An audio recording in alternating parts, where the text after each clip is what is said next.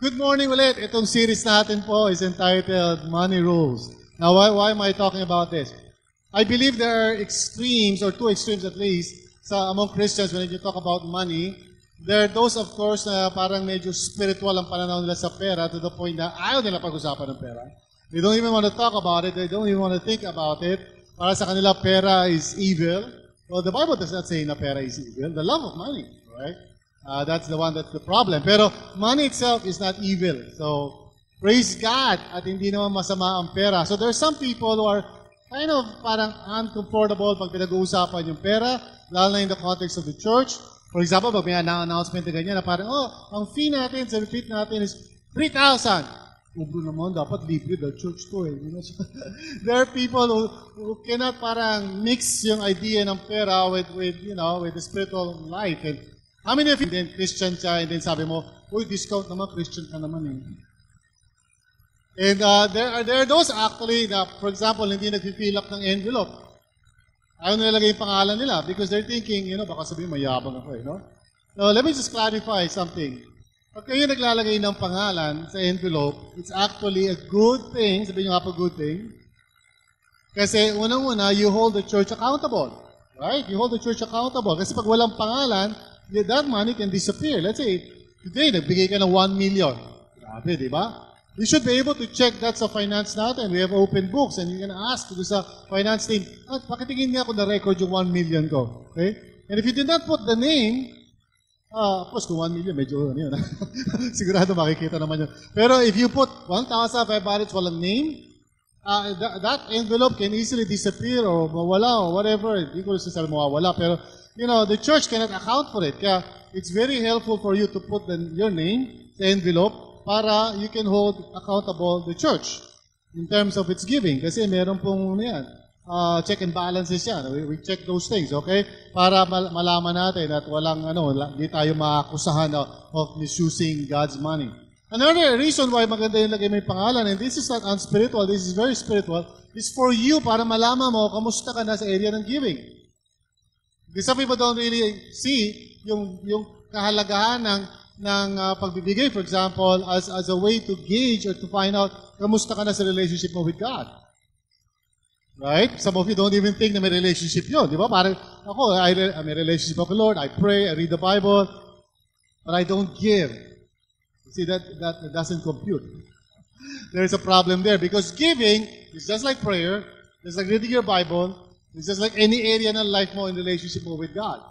And so, one of the things magiging beneficial for you pag nilalagay niyo yung pangalan niyo dyan is that, well, you can check. Di ba? Let's say, pag binigyan na kayo ng resibo ng church for 1 whole year, kita mo, di ba, wow, grabe, 2 piso pala binigay ko kay Lord, So then you can know where you are spiritually. And you can probably, ask for help. And that's why I really want to go into this because I think some people are a bit too spiritual about money to the point na ayaw nila pag-aralan. You know what the Bible says about money? And I understand, pag hindi ka naglalagay ng pangalan sa envelope, siguro pinipiling mo parang, ayoko nang malaman pa nila na ako yan. Baka sabihin nila mayabang ako. Let me assure you, we don't think na mayabang ka. Amen? If you write your name, you would actually help the church and you would help yourself. Amen? So please, write your name. So sabihin sa katabi mo, write your name sa envelope. Alright? And please, huwag tayo masyadong extreme, Years ago, nung may kilala ako isang pastor, and I heard that he was charging, pag nagto-talk siya sa labas, when he's invited to speak outside, meron siyang fee, meron siyang professional fee. Natisod ako, na-stumble ako, sabi ko, sobra naman, dapat libre ka eh.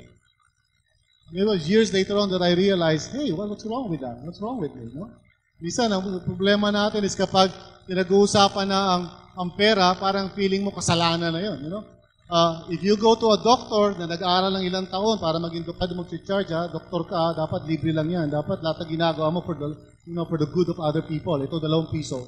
Hindi mo pa-opera ka sa kanya, tingnan mo kung anong kalalabasan. Now, they're just taking care of human bodies. Pastors take care of souls. So sometimes, minsan, may mga churches right now, maniwala kayo sa hindi, may mga churches who mistreat their pastors. Hindi araw sisiya. There are some churches na talaga pinababayaan nila yung mga pastors nila. And they're thinking, well, kasi kung pastor ka, you're serving God, dapat ulubi ka. See all of these wrong ideas about money? Minsan prevalent yan sa church. Now, on the other hand, meron naman mga Kristiyano na parang wala silang pakialam in the way they're handling money. They think na walang connection yun sa kanilang spiritual life.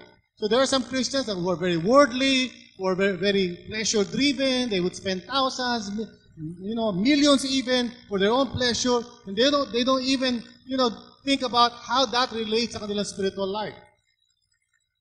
And sometimes pag medyo napag-uusapan na ng konti in the church, they're very stingy, ayaw nila mag-sacrifice, pag medyo may konting discomfort sila ng konti, feeling nila parang nangingilam na ang church. No, of course, may mga churches na nangingilam talaga, and RLCC is not like that. Portahan nyo naman ako, nahirapan ako dito. Hindi. But there are some churches na medyo abusado, right? And we're not like that. Di kami kakatok sa bahay mo and say, oy, tithes mo, wala kami gano'n, right? We don't do those things, alright?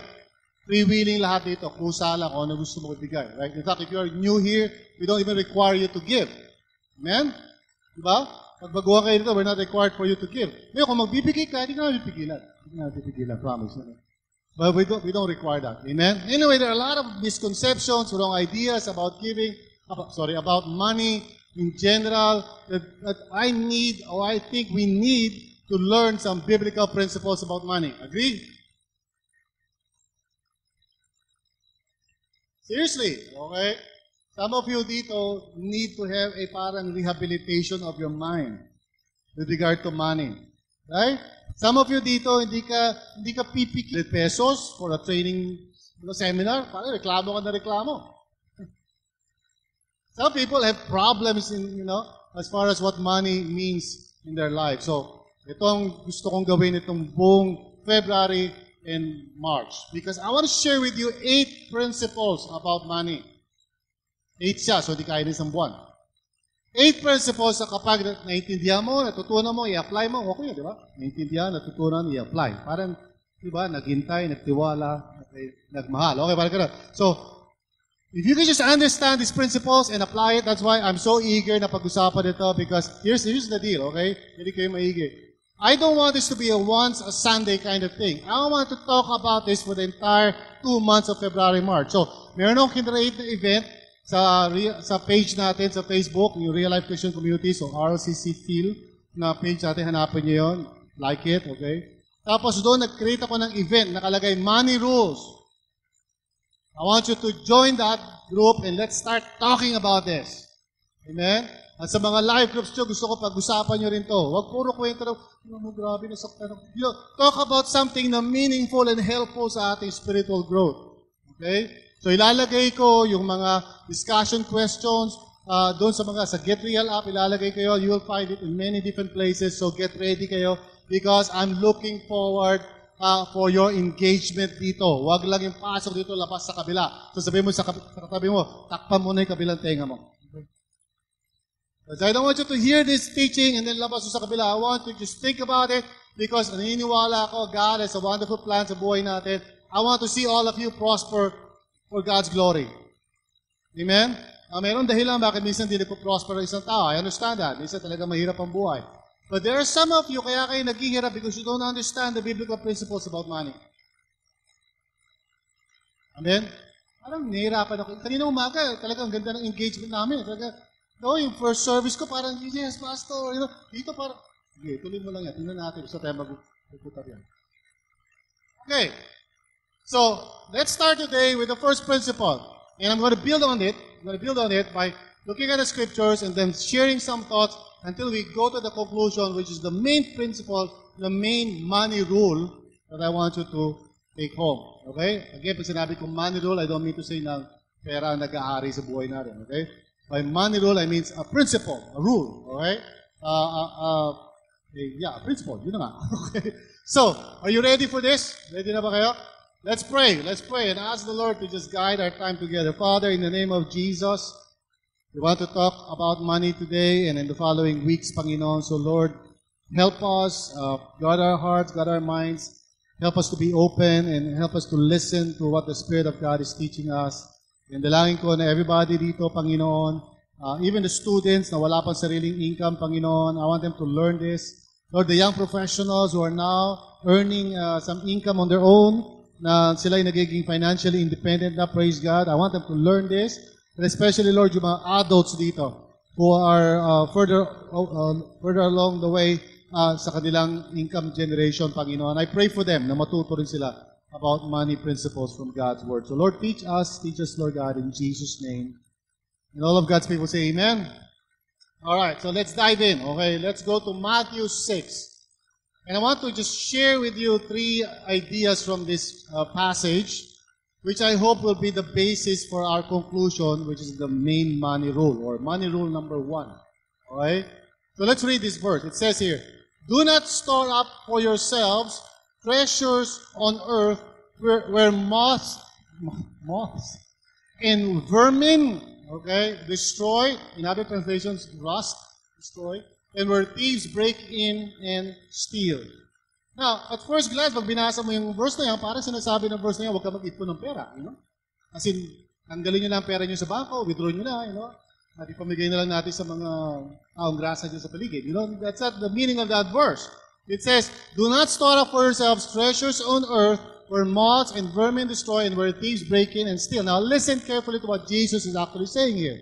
He's saying dito, in effect, na don't regard money, don't regard wealth as if it's parang, you know, something na pandito lamang sa lupa.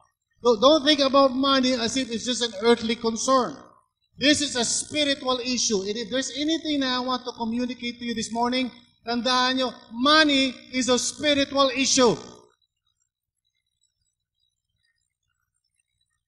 Let me say that again, baka di nyo nag-gets yun. You think money is just something that you use parang regardless, o walang kinalaman yan sa faith walk mo, walang kinalaman yan sa relationship mo with God?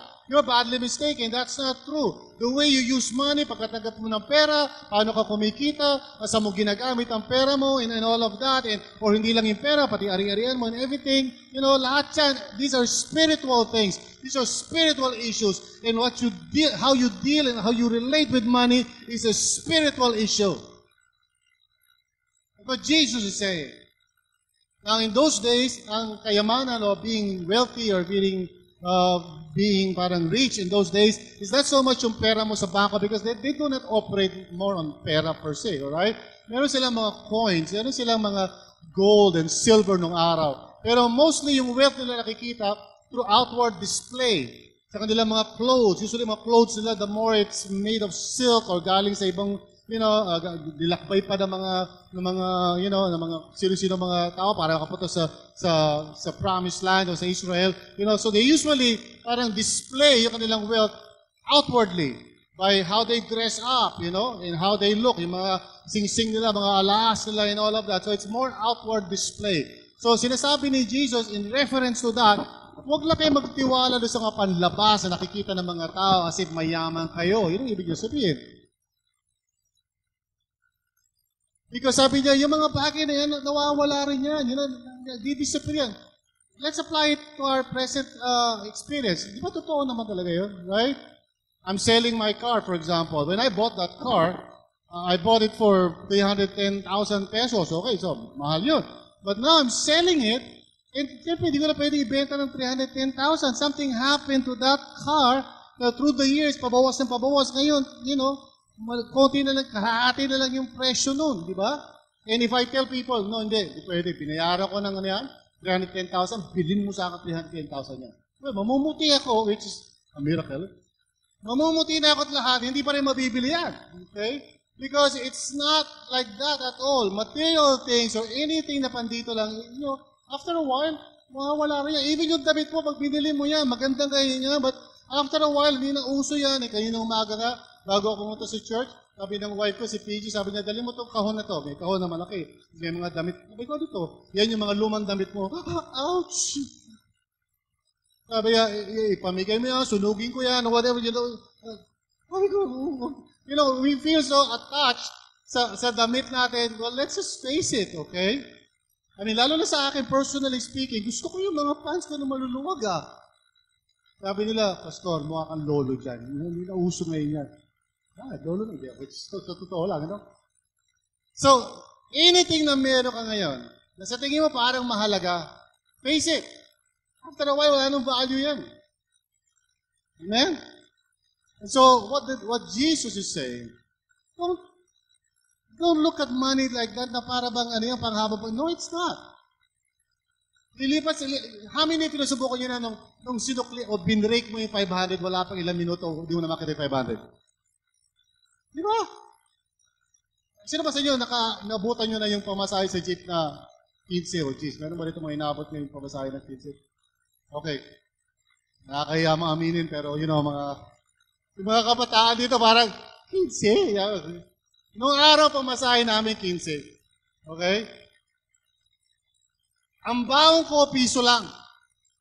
Pag pisong baon mo, makakabili ka ng soft drinks, ng barbecue, ng pansit, ng turon na may toge. Okay? Minsan, 2 pa, 3, sasaw-saw mo susuka hanggang mamuti yung bibig mo. Tapos may sukli ka pa. Di ba? Amen? Naalala niyo ba yan? Those were the days, my friend. Ba ngayon, ba klase na? Ba yung piso mo, wala kang mabibili sa piso. Store. Ano siguro? Wala na rin. Wala na rin store. Okay. Grabe. O sige, change topic. Magkakalataan yung edad ko rito. Pero that's what Jesus is saying. Don't invest in something na nililipas lang eh. He doesn't mean na huwag ka mag-invest o huwag ka mag-save. He said, don't look at money as if in that way, in a limited sense. So, ganito sabi niya, but store up for yourselves treasures in heaven. Now, don't take that literally kasi walang bangko na PDL, Bangko de langit. Walang ganun. It's a metaphor.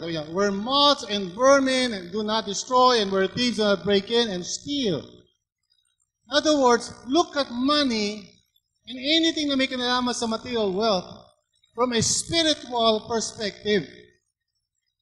Amen? Don't look at it na parang pera lang. This is being entrusted to you. Binibigyan ka ni Lord ng wealth or the capacity to earn wealth. Binibigyan ka ni Lord ng mga ari-ari. Binibigyan ka ng mga bagay-bagay which doesn't last. Don't look at it as if na parang, hawakan ko to in whatever, okay? Or I will just love these things. No, you don't love money. That's why itong series na to is all about how you value money in the right way without worshiping it. Amen? We should value money. Dapat iipon tayo and all of that. Dapat nagtatrabaho tayo. Dapat gumagawa tayo ng paraan para kumita because the Bible says, he who does not work does not eat. Amen. So I don't want to be misquoted here. I don't want to be misunderstood. I'm not saying huwag tayo magtrabaho, huwag tayo mag-ipon, etc. Masama ang pera. No. It's exactly the opposite. I'm saying mahalaga ang pera, pero huwag mo sambahin. Here's what Jesus says. For where your treasure is, there your heart will be also. Boom. A powerful statement. Your heart represents the deciding part of you. The part that decides, the part that values. That's the part of your soul na nagpapahalaga ng mga bagay-bagay. That's why when you care for somebody at nagbibigay ka ng gifts sa kanya, habang nagbibigay ka ng gifts, lalo ka na-in-love sa kanya. Because where your treasure is, there your heart will also be. Can I tell you something that is very true? Saan mo ini-invest ang mga worldly wealth na binibigay sa iyo ng Panginoon? Doon na pupunta talaga yung heart mo. And you would notice na yun ang lagi pong parang doon ka lagi na-attract. And one of the saddest things na nangyayari minsan pag isang tao, let's say, nag-abroad na, hindi naman lahat, pero minsan, pag isang tao nag-abroad na, kasi malayo na siya sa atin, okay, siguro naiisip niya na hindi na siya tutulong sa RLCC because malayo na siya. And slowly but surely, what happens is that yung heart niya begins to be disengaged now with RLCC as a church. Can I share something with you? If you invest in the ministry dito where you belong in the church, more and more, you begin to be passionate about what we're doing as a church. Lalo ka nagiging kaisa namin dito because that's why we call you vision partners. When you are giving to the church, for example, pag tumutulong ka, more and more yung heart mo becomes one with us. And you become more concerned about what's going on in the church or what's happening, or you're becoming more and more, your heart mo goes toward the things that you value. But kung puro ka materialism and puro ka pleasure, that's where your heart goes. And where your heart goes, siyempre, kasama ka na doon. You begin to pay more attention to it. You begin to be more, concerned about it. Diba? Kung saan napupunta yung resources mo, kung saan ka nag-i-invest palagi, yun ang nagiging mas importante sa'yo overall. So this is something I want you to understand. That this is a spiritual issue. And some people na parang, you tend to be indifferent about anything. Sigurado ko, you're not investing in it. Because if you're investing in it, then it matters to you. That's why masakit yung mabasted, di ba? Amen? Yung mga men, alam yung mga men, di ba? Invest ka ng invest, di ba? Uy, nga pala, may gift pa kasi yun. Teka, libre kita. Invest ka ng invest. Pagkaraan ng ilang buwan, sorry, hindi kita mahal.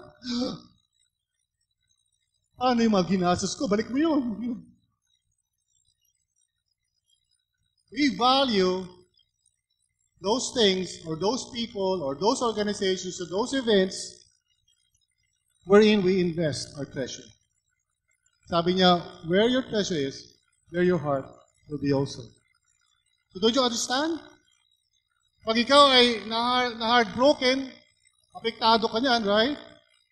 But how many of us, let's say, hindi tayo masyado nakaka-reach sa mga tao, di pa, marami mga silya, halimbawa sa umaga na medyo bakati pa, marami pa mga tao hindi pa naliligtas, o marami pa may mga tao, halimbawa na napapariwara na naliligaw ng landas, dati-dati kasama. Pero how many of us, at the end of the day, we feel so heartbroken because of those things? How many of you will be driven to pray? Pag meron kang isang friend hindi mo na nakikita sa church, is your heart going in that direction? O wala kang pake?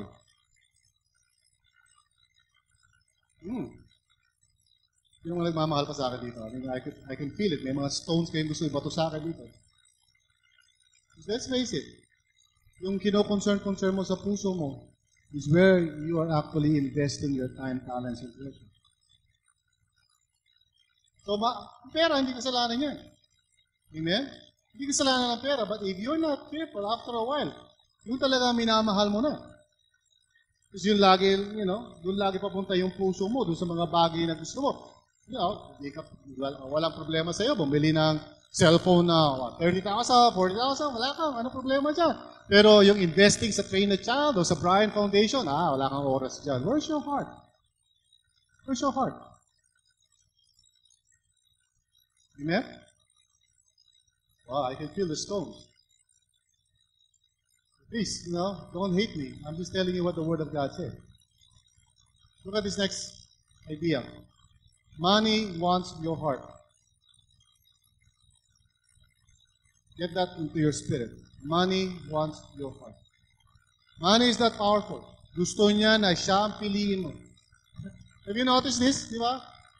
Pag let's say, merong event na kailangan ka puntahan, pero may pasok ka, may dilema mo daw. May dilema ba kayo daw? Parang sasabihin mo sa trabaho, o sasabihin mo pala sa nag-invite sa'yo sa isang gawain, for example, retreat. Sorry bakit? May trabaho ako eh. Ano ba i-reverse natin yun? Nagawa niyo na ba i-reverse? Pumunta ka sa trabaho, sabi mo, sorry meron akong spiritual life. Most of us probably would not do that. That's why you have to guard your heart. Amen? I'm not saying na mag-absent kayo. I'm just saying, illustration lang na minsan. For you to find out where your heart is. Pag sinabi po tayo sa Boracay, yes, maglilive ako. Halika, magkaroon tayo ng training buong araw. Tagal naman. Where's your heart? Amen? Okay. Masyado na convicting. Magalit na kayo sa akin. Let's move on. The eye is the lamp of the body. Now, again, don't take that literally. Okay? Yung mata mo, parang may lampshade, The eye, sabi, is the lamp of the body. In other words, this is your thinking process. This is the way that you are looking at the world, the way that you're, processing things and how you feel about things. The eye is the lamp of the body. If your eyes are healthy, your whole body will be full of light. But if your eyes are unhealthy, your whole body will be full of darkness. So this is our spiritual talk. Pero let's apply it muna sa literal. Isn't it true na pag malinaw ang mata mo in everything, that you can actually walk well and hindi ka bubunggo? Di ba? Amen? Kasi kung malabo yung mata mo, di ba, mauuntog ka kung saan lupalop. O kaya may tao kumakaway sa'yo, di ba? Ay, Charo, no. Sino pa? So, totoo no, yung mata natin, literally speaking, is a very important part of our life. Right? Kaya nga mabulag is a big deal, di ba? Pag nabulag ka, mahirap na. Okay, para pag naduduling-duling ka, pagkatingin mo sa mga tao, dalawa sila. Dalawa kayo, you know? But, apply it to the spiritual life. Pag malinaw ang iyong pananaw sa buhay, pag tama yung pag-iisip mo, the way you value things for what they are, and you know that money is just money, for example, na ginagamit lang yan, mawala yan, it's okay, makukuha natin ulit siya. You know, you don't love or worship money, you don't sacrifice your family for money. Amen? You don't sacrifice your spiritual life. The way you, for example, may trabaho ino-offer sa iyo, and you know na it would lead you far away from your community, mawawalan ka na ng time for your spiritual life, wala ka ng oras kasi kakainin yung oras mo ng trabaho na yon. But the trabaho is so attractive kasi laki na sweldo. So what do? You sacrifice everything for that. And if kung takbo ng isip mo ay ganun, I would not be surprised na iiwan mo lahat and then years later, magtataka ka pa ang lamig-lamig ng faith mo because you made a choice because of your thinking, which is darkness rather than light. In other words, imbis na wise ka, you make the wrong decisions. Because yung thinking mo ay hindi tama. Jesus said, if then the light within you is darkness, notice yung play with words, diba? How can light be darkness? Pero ang point na kung ang thinking mo is not governed by God's truth, kung way mo pag-approach ng mundong ito, yung mga bagay-bagay na concern natin, kapag the way mo ina-approach yan is purely ang thinking mo is worldly, ang pinagbabasihan mo lang mga decision mo is yung how the world thinks about what is important. Pag ganun ka, sabi niya, how great is darkness, sabi ni Jesus. Kasi nakakalungkot, may mga pamilya nagpapatayan dahil sa mana. May mga magkakapatid o mag-asawa na nagkakahiwalay dahil sa pera.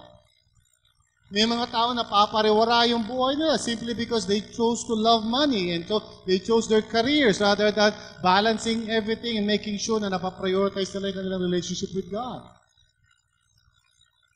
Years ago, mayroong gustong mag-abroad and they asked me, sabi niya, Pastor, will ba ni Lord na mag-abroad ako? Sabi ko, well, you pray about it and okay lang naman yan. Sabi ko sa kanya, ano ba yan? Saan ka ba pupunta? Sabi niya sa akin, yung bansang pupuntahan niya. Sabi ko, okay, ilan taon na ba yung mga anak mo? Sabi niya, mga 3 or 5. Well, it's not God's will for you to live. So, paano mo nalaman? Kinausap mo na si Lord? Hindi ko na kailangan kausapin si Lord. Alam ko yun. Because priority dapat yung pagpapalaki ng mga anak mo because when they grow up, pagbalik mo, mahirapan ka na makarecover dyan because you will lose the years that are so vital sa kanilang development as children. I'm not saying this for, to judge anyone. Sinasabi ko lang example na yan because sometimes we make choices not based on a wise decision, but simply from worldly standards. Kikita ako dun asenso ako dun yayaman ako dun magkakakotse ako dun Why don't we just think of things spiritually and say, okay, Lord, how will it affect my calling in life? How will it affect my character development? Because what is important is who I'm becoming, not what I have in my life. Kung yung trabaho na yun will eat up all of your time to the point na, ikaw bilang isang tao, bilang isang Christian, you will become ineffective and unproductive kasi di ka nag-grow, wala kang knowledge of God. Marami kang ang pera, but you've lost the opportunity to be used of God. So how many of us think like that? So let me tell you the second thing. Money wants your mind and emotions. At so minsan napakahirap makipag-argue sa isang tao ng kanyang mindset or way of thinking, worldly na, and you try to tell that person, you know what? Why don't you practice giving? Bakit? They do not see it as something important sa buhay nila. That's why I'm really anxious siyempre sa mga college students, Kasi alam ko, balang araw, magtatrabaho na kayo. Amen ba? I mean, ngayon, medyo nagre-reklamo kayo kasi yung baon nyo, limitado lang. Tapos pag may lakad kayo, sagot sa inyo ng mga magulang nyo palagi, nakapupunta, anong oras ka uuwi? O ito, 2 piso, mag-enjoy ka. And you know, some of you feel like parang, wow, balang araw pa nagkatrabaho ko. And those of you who are now young professionals, you know the feeling, right? First time na magkaroon ka ng sweldo, araga, the whole world is right there before you. Di ba? May sarili ka ng pera, di ba? Kita mo, laki-laki ng pera mo, no? Kung call center ka, laki ng pera mo bigla, di ba? Tapos sasabihin ng mga magulang mo, anak, baka pwede ka naman tumulong sa kuryente. Ay nako, marami pa akong babayaran eh. Totoo, wala ka namang babayaran. Meron ka namang gustong bilhin. Meron kang gustong i-pay. Sasabihin ng mga magulang mo dahil mahal ka nila, sige anak, enjoyin mo yung kita mo. Kasi kami naman, kaya kami nagpakahirap at halos pumatay kami pag-aralin ka para mag-enjoy ka. Ngayon, kung maisip mo kami, at gusto mo kami tulungan, purihin ang Diyos. Pero kung magiging sagabal kami sa kasiyahan mo, sige, magpakasaya ka. Tapos mag-uusap na kayo mga magulang mo, sabi, paano natin pinalaki anak natin? Hindi ko alam. Anak mo yan eh. Sa totoo lang mga kapatid, mga young pros dito, guard your heart. Where's your mind and your emotions right now leaning toward? Are you thinking about how to help our church and our ministries para we can become more effective in helping more people experience real life in Christ? Are you investing your resources so that God's people, tayo, we can become, God's instrument to save the world? O ngayon, may kita ka na, you don't even think about those things. Mga adults, I understand. Adult ako, so I understand yung hirap minsan of trying to make ends meet. Diba? Minsan parang, there's too much month at the end of the money. Hindi mo natindihan yun, it's a joke. Ibig sabihin nung parang ubus na yung pera, maraming pang araw sa buwan. Pag Tagalog, naintindihan ka na? Okay. In other words, yung mga adults dito, alam natin yung experience, di ba, na parang walang katapusan yung pagdating ng mga bills. Sa bahay namin, my wife asked me to put up a parang corkboard sa may CR namin at doon niya nilalagay lahat ng mga bills namin. Para bago ka maligo, talagang mapaalalahanan ka, talagang malulunod ka, ilunod mo na yung sarili mo. Kasi yun na, kita mo na lahat ng di ba? Wala nang takas yun. So, tuwing maliligo ako, pagdako ito, nakita sa harapan ko, di ba? Panginoon, lunodin mo na ako, So, yeah, it's hard. Life is hard. But I won't let the peace of God to depart from my mind and my emotions just because of money. Sa mo pas dito, pag walang pera, sabi mo, hindi naman ako mukhang pera pero yung mukha mo, mukha talagang parang ang palaya. Dahil wala kang pera. Sino sa inyo dito nakangiti kasi wala kang pera? Talagang pinapakita mo yun, di ba, pag wala kang pera? May itsura naman, may katabi ko yung itsura mo. Diba? Pag walang pera, hindi mapangiti yan. Yeah, may itsura niya, no? Tapos, sa sharing, pag sinabi mo, share po tayo. Ano share mo? Wala akong pera. Talaga naman, yun ang bukang bibig. Pero pag may pera, tingnan mo itsura niya. Di ba? Talagang ngiti niya, hanggang dito. Tuwa siya, di ba? Hoy, may pera. Halika na, enjoy tayo. What triggers your joy and happiness in life? What makes you happy? What makes you look at the world and say, I praise God that I'm alive? Is it money? Or is it God? Amen? Are you here? Dito pa ba kayo? Wala pa bang umalis? So, sabi ni Jesus, no one. That means no one, right? Wala exception. No one can serve two masters. Either you will hate the one and love the other, or you will be devoted to the one and wala nang in between. Sinasabi ni Jesus sa atin, be careful. Money is a spiritual issue. It will divide you. Alis sa dalawa yan. It's either you're going to give your best and your time and energy to God, or you will give it to the pursuit of money. There's no in between. Sabi ni Jesus, you cannot serve both God and money. You cannot serve both God and money. Because both of this, God and money, would require your total dedication and devotion. It won't work any other way. You cannot serve God ng 15% ng iyong kalakasan. So I would tell you, money wants your dedication. Kapag umuwi kayo, after a whole day, pag umuwi kayo sa bahay, pag uwi nyo, plastado kayo sa silya nyo or sa kama or whatever, di ba? Tapos sabihin mo sa mga tao sa paligid mo, grabe, pagod ako. Hirap na hirap ako, grabe. Woo! Sa kakalingkod sa Panginoon. Wow. Anybody said that? Pag uwi mo sa bahay, grabe, napagod ako, naubos yung energy ko, worshiping and serving God with all my energy. Woo! No, you don't do that. Instead, it's the other way around. Napagod ako. Ang traffic kasi. Ang dami yung trabaho sa opisina. Ang dami ko Okay. May ministry nga pala tayo. May ministry na naman. May pinagagawa pa report si Pastor.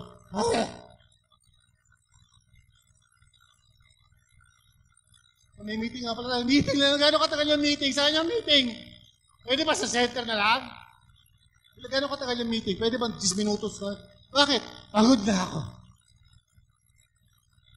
Money wants your dedication. What if, lahat tayo rito, we have tamang pananaw about pera. So that we earn a living, we have our business, we use, yung tamang paraan para meron tayong kinakain. Because that's what we need. May kinakain tayo, may bubong tayo sa ulo natin. And kung meron tayong extra, praise the Lord. Pero we don't love money, we don't worship money. Instead, we reserve yung energy natin, yung ating brain cells na reserve natin on how we can serve God more, we can honor God more. What if that's like that? Paano kung balik na rin natin yun? Can you imagine how it would look like?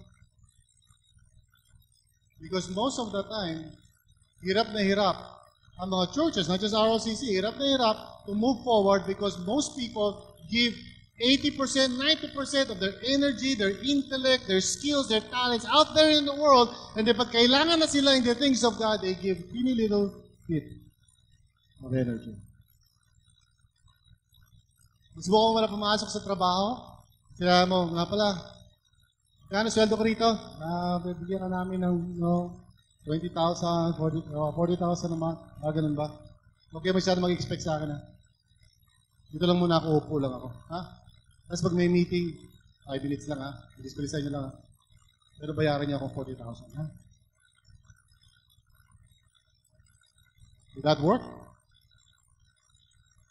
Would the office manager or the owner of the company would say, grabe, you're such a blessing to this company. Tataas ako sweldo mo. No. Instead, pag pumunta tayo sa trabaho, we give our best. We dedicate ourselves. Minsan, nag-overtime tayo, wala pang bayad. We just give all. Gusto namin pa-impress sa manager natin, para makita tayo, para taasan tayo ng bigyan tayo ng raise, or promote tayo. We give our all. We don't give a little percent. Pag tayo pumasok sa trabaho, we give our all. Why? Because we're hoping na sana umasenso tayo doon. Well, let me tell you. Let me ask you something. Because the Bible says, whatever you do it for the glory of God. Where is God in the picture, leader? Do you do your best also for God? Do you also offer your best energy to Him? I'm not saying that dito lang sa church yun, because maybe God placed you in the office para you can have an influence doon for the kingdom of God. So I'm asking you, do you devote your energy for that? So money wants your dedication. Money is a spiritual issue, and so I would conclude with this. Money rule number 1. Only one rule.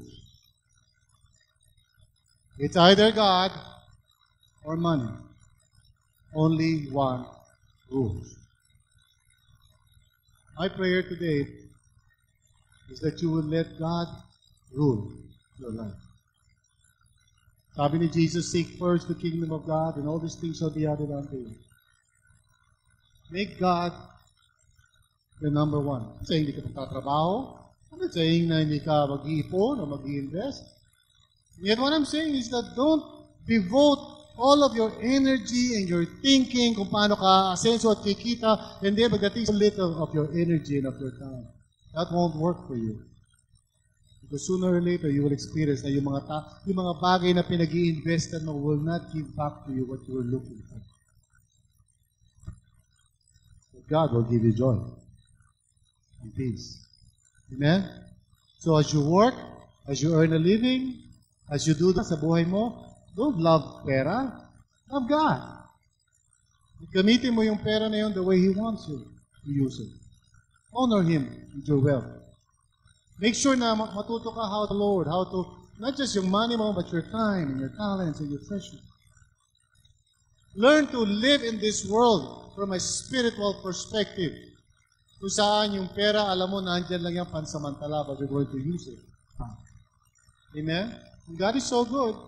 Kasi bibigyan ka niya ng financial blessings also for your enjoyment. Okay? Don't ever think sa mind mo na si Lord ayaw niya nag-i-enjoy ka. He wants you to enjoy. Amen? Kung kailangan mo ng sasakyan, praise God, bumili ka ng sasakyan. Bumili ka ng bagong sasakyan. Pero kung 50 na yung sasakyan mo, there's something wrong. Amen?